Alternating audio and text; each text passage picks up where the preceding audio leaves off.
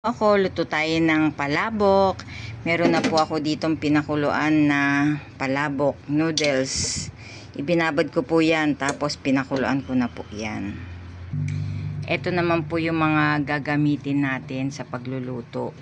Una po muna, magigisa ako ng bawang.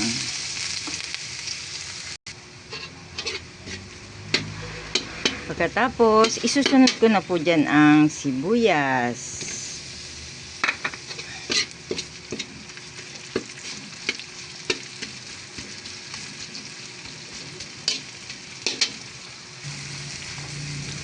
Ang hinimay ko na tinapa, 2 tinapa po ito, tinanggalan ko ng tinik.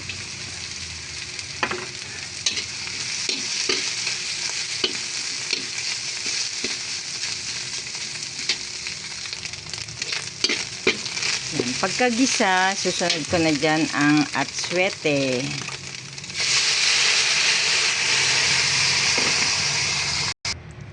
Dagdagan lang po natin yan ng tubig at ng beef cubes.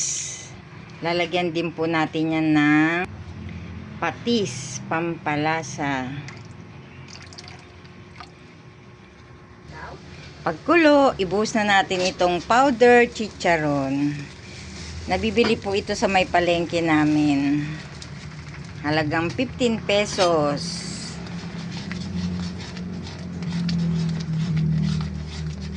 Yan, haluin lang po yan.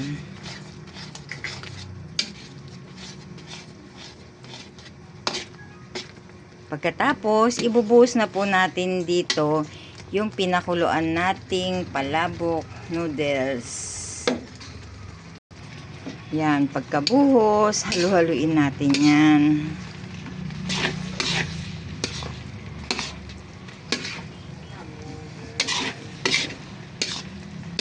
Yan, konting halo-halo.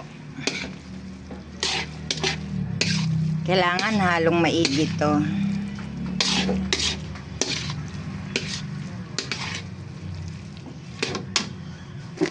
Pag nahalo na natin mabuti, ilagay na natin ang chicharon sa ibabaw. Yan. Tapos, lagyan natin yan ng itlog or nilagang itlog. Yan, hiwa-hiwain lang po natin ng pahaba na manipis. Yan, luto na po ang ating palabok. Ganyan lang po ang pagluto ng palabok na paninda. Yan. Sa halagang 100 pesos, makakaluto na tayo ng kalahating kilo ng palabok. Yan. Thanks for watching.